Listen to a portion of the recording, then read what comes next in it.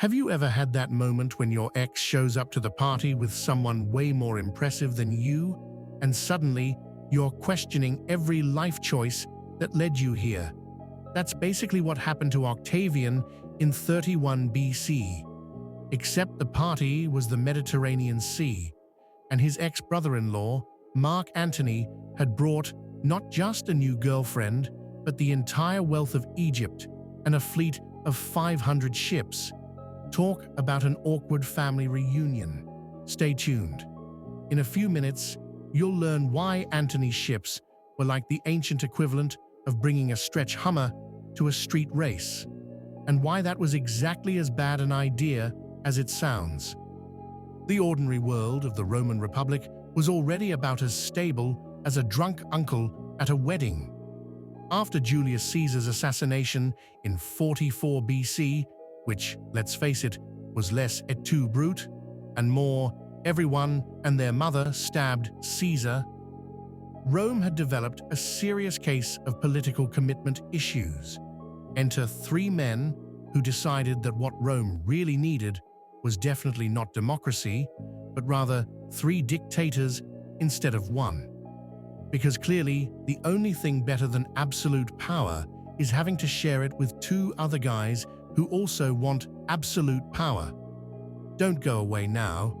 You're about to discover why Cleopatra was basically the ancient world's equivalent of a venture capitalist, and how she turned Mark Antony into history's most expensive startup failure. The problem started when Mark Antony, who was supposed to be managing Rome's eastern territories, decided that what his political career really needed was a dramatic romance subplot. Cleopatra, who had already pulled this move with Julius Caesar, probably had a checklist of Roman leaders to seduce for political gain, and was just working her way down. The woman had game. You have to give her that. In 2 minutes, you'll understand why announcing your girlfriend as the Queen of Kings, while still technically married to someone else's sister, is not the best career move.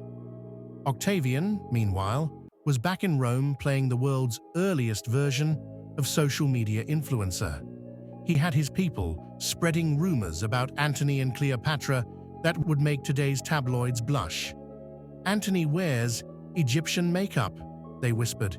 He's giving away Roman territories like party favors, they gasped. He lets Cleopatra dissolve priceless pearls in vinegar just to win a bet, they said, which, amazingly, was actually true. Hold tight. We're about to learn why bringing your girlfriend to a naval battle is the ancient equivalent of taking her to a Super Bowl with your career on the line. The Battle of Actium itself was like watching someone bring a cruise ship to a speedboat race. Antony's massive vessels, loaded with towers and catapults and probably a few all-you-can-eat buffets, were about as maneuverable as a drunk elephant on roller skates. Meanwhile, Octavian's admiral, Agrippa, had ships so light and fast they made Formula One cars look sluggish. Keep watching.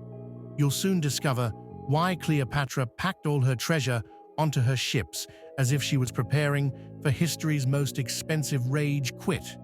The battle started normally enough, if by normal you mean thousands of men trying to set each other on fire in boats.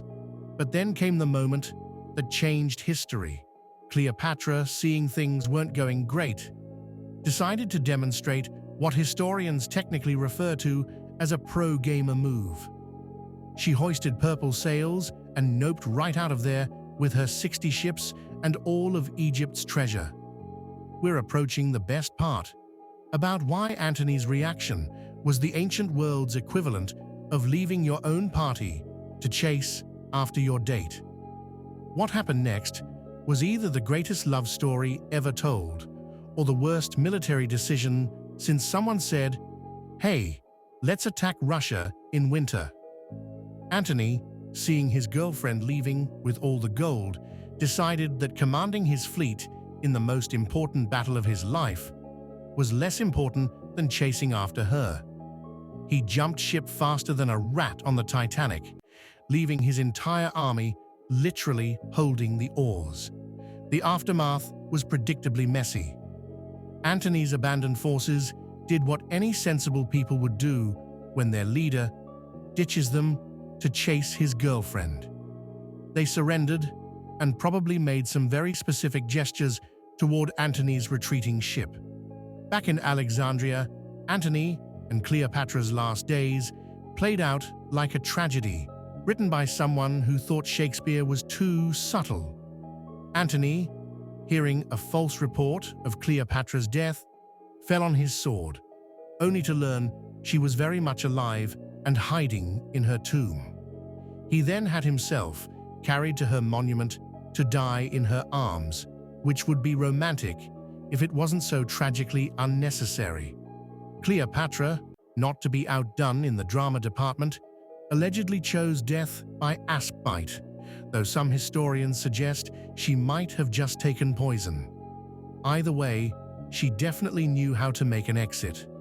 The moral of this story: sometimes the difference between ruling the world and losing everything comes down to who's got the faster boats and the better PR team.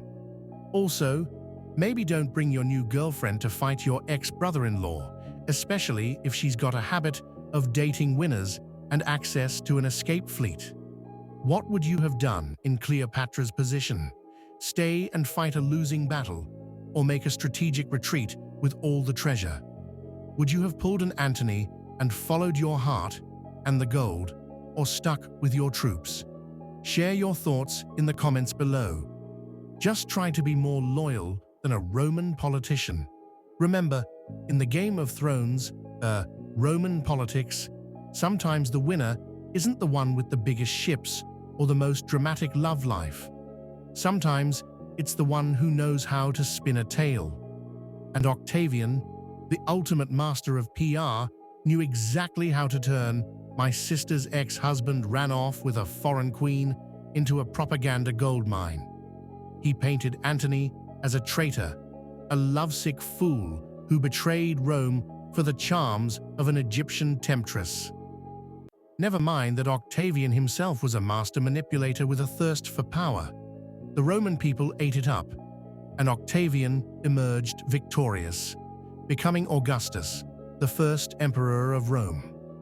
And you can bet he never missed an opportunity to remind everyone how his ex-brother-in-law chose an exotic queen over his own country.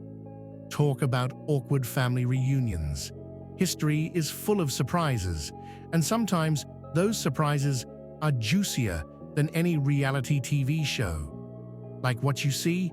Hit that like button, leave a comment, and subscribe to join our quest to uncover the weirdest, wildest, and most scandalous moments in history.